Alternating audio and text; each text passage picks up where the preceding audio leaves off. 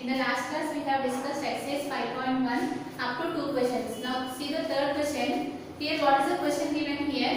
If the compound ratio of 7 is to 5 and 8 is to x is 84 is to 60, find x. They have given the compound ratio of these two ratios as 84 is to 60. Based on that you need to find what is the value of the x. So let us write what is given here.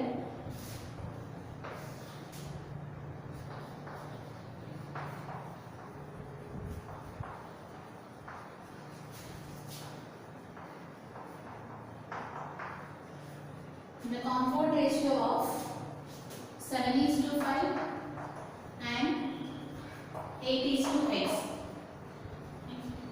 First you need to find the compound ratio of 7 is to 5 and 8 is to x. How do you find the compound ratio? You need to take the product of the antecedents and the product of the consequents. So write it here, 7 is to 5 and 8 is to x. So you need to take the ratio of this one and you need to take the ratio of this one.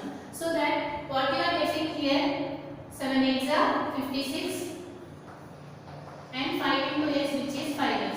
Right? Here you got the compound ratio of these two ratios as 56 is to x. Again, what they have given here, the compound ratio of 7 is to 5 and 85 is to x is equal to, they have given as 84 is to 60. First you need to find the compound ratio of these two ratios such that you need to take the product of the antecedents. Antecedents is nothing but the first value, and you need to take the product of the consequence, the second term value, which is 7 into 8 and 5 into x. What is the value of 7 into 8, which is 56, and 5 into x, which is 5x.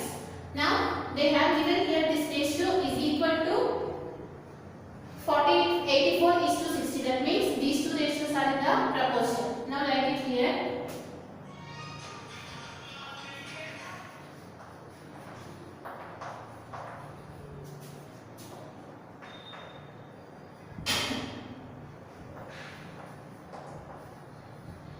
Right? They have given here these two ratios are equal. If two ratios are equal, you know that the product of the extremes is equal to the product of the means. So write it here, product of the extremes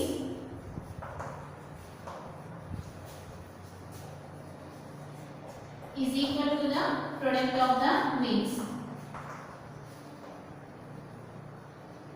Okay. What are the product of the extremes here? This is the extreme term and this is the extreme term. So you need to take the product of the extremes, which is 56 into 60 is equal to product of the means. That means here 5x into 84. Right? Now you need to take here, since we need to find the value of the x, take this 84 to this side. So what you will get here, 56 into 60 is equal to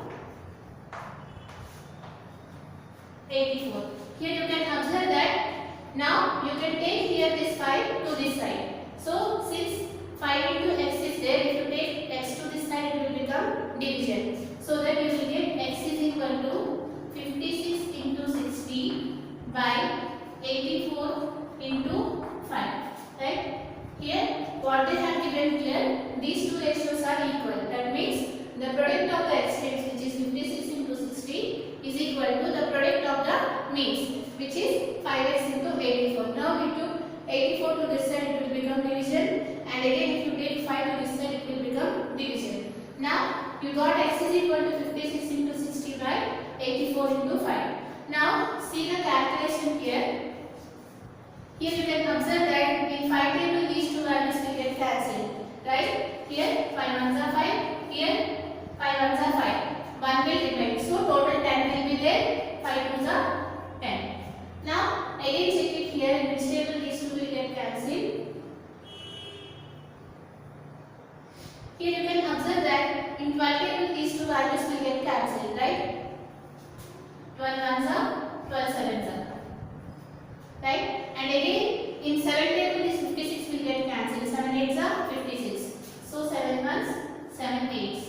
So what is the value of x? We got it here. X is equal to 8. This is the problem. So they have given here the compound ratio of 7 is to 5 and 8 is to x is equal to 84 is to 60.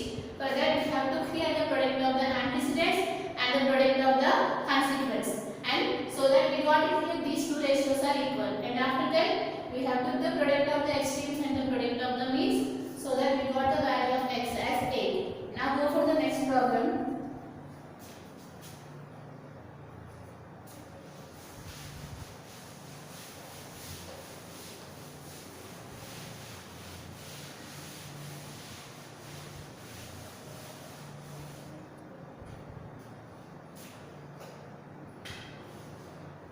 So here, what is the fourth question given here? The compound ratio of 3:4 and the inverse ratio of 4:5 is 45:x. Find x. Here, you can observe that first you need to find the inverse ratio of 4:5, right? And after that you have to take the compound ratio of 3:4 and the inverse ratio of 4:5. Now let us write it here. What they have given here? Given that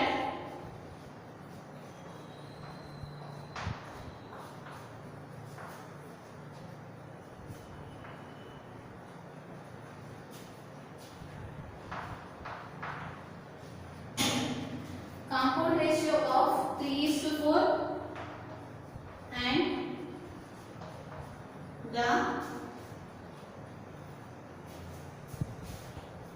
the inverse ratio of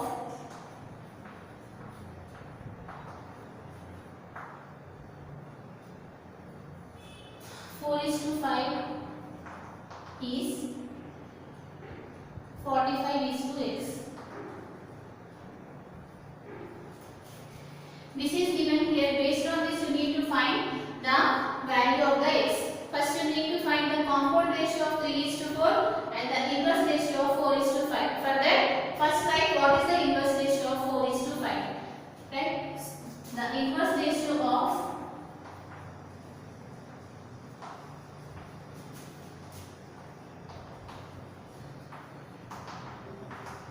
4:5?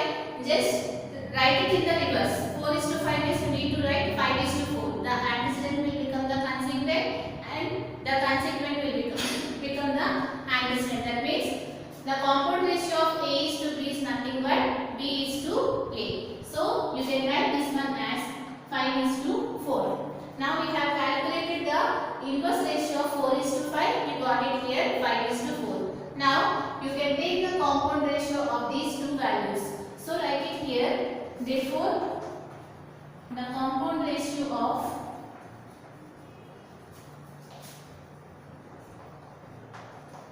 3:4 and what is the inverse ratio of 4:5, which is nothing but 5:4.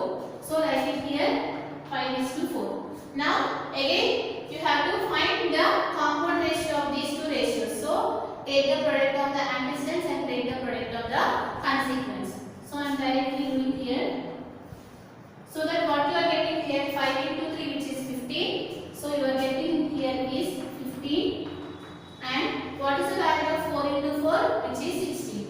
So you are getting here the compound ratio of these two ratios as 15:16. And they have given here these two values, these two ratios are equal because here they are in the proportion. Since 55:16 is proportional to, you know that this is the symbol for proportional, is to what is the ratio 45:x. If these two ratios are in proportion, again we can say that the product of the extremes is equal to the product of the means. So write it here, the product of the extremes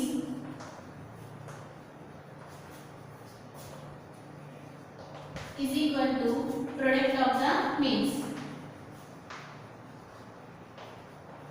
What are the extremes here, which is 15 into x, and what are the means, which is 16 into 48.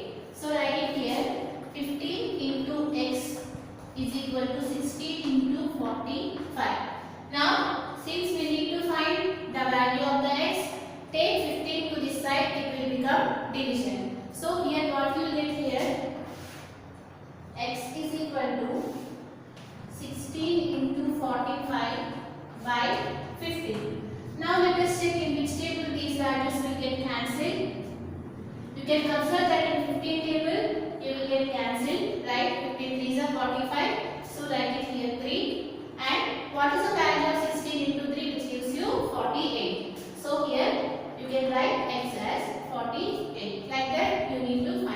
Here you need to remember here first you need to find the inverse ratio of 4:5. For that ratio you have to find the compound ratio. Now go for the next question.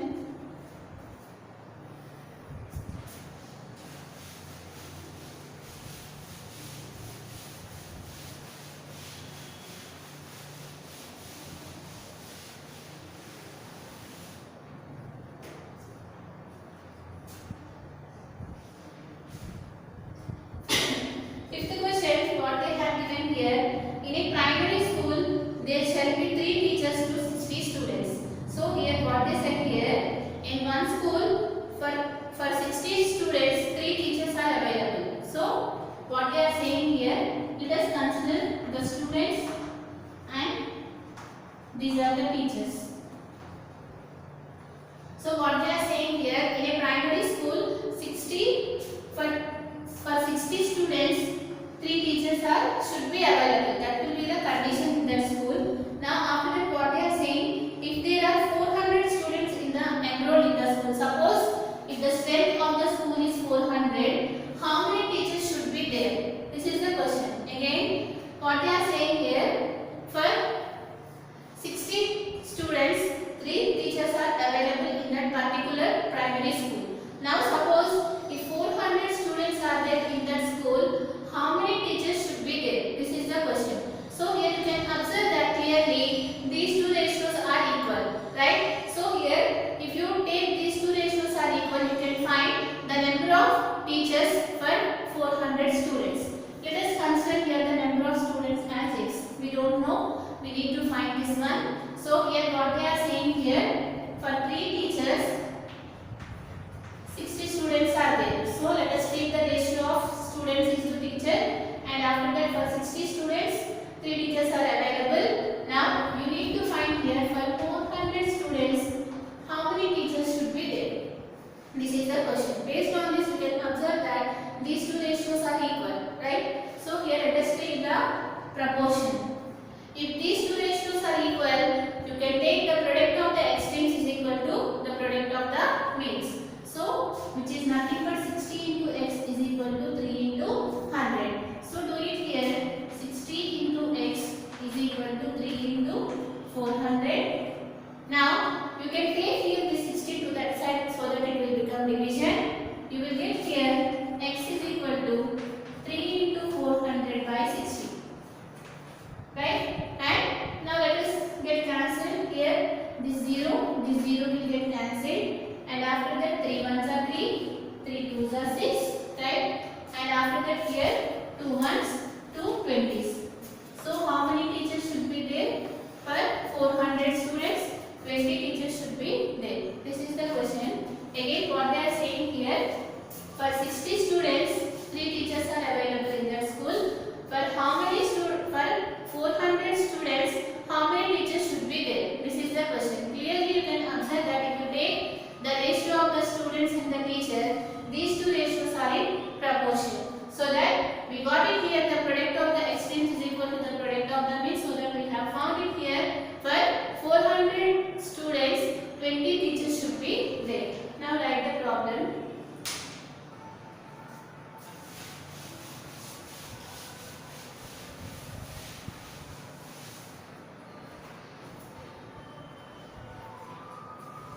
So you can write it here, the number of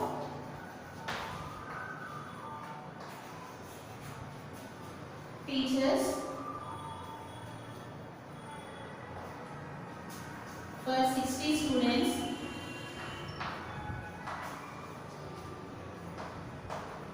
how much? 3. Now let the number of teachers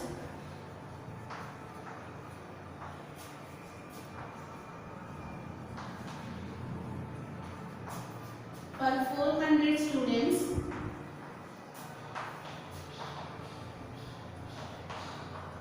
is equal to x, because we are taking x, so that I have written here left. So this is what they have given. Now you can take the ratio of the student is to teacher, so that you will get here for 60 students 3 teachers are there, and for 400 students how many teachers are there? Based on this, you need to find the value of the x. So let us take here the product of the extremes and the product of the means. Right? Here write it here since the two ratios are equal.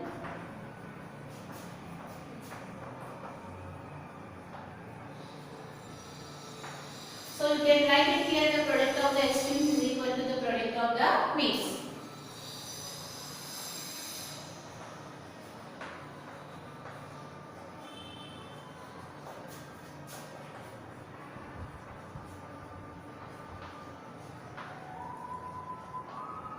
What are those? 60 into x is equal to 3 into 400. So what is the value of x? 3 into 400 by 60. 0, 0 will get cancelled. 3 ones, 3 twos, 2 ones, 2 20s. So here, write it here therefore, the number of teachers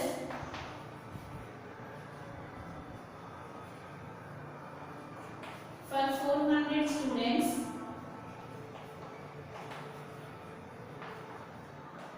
is 20. So how many teachers should be there for 400 students? 20 teachers should be there. Now go for the next problem. Here what they have given here, in the given triangle, in the given figure ABC is a triangle. They have given here one triangle. Write all possible ratios by taking measures of sides pairwise. So you need to take here two sides and find the ratio. So that how many pies you can write it here. You need to write. So see the next problem.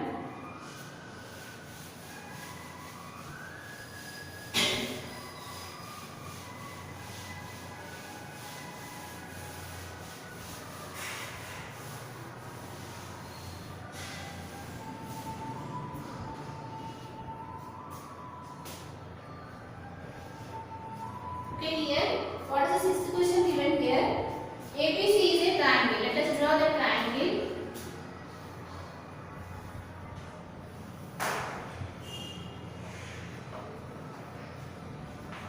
Okay, what are the sides given? The length of AB is 8 centimeters and the length of BC is 6 centimeters and the length of AC which is 10 centimeters. So you need to write the possible ratios. So let us write it here. What are the possible ratios? The possible ratios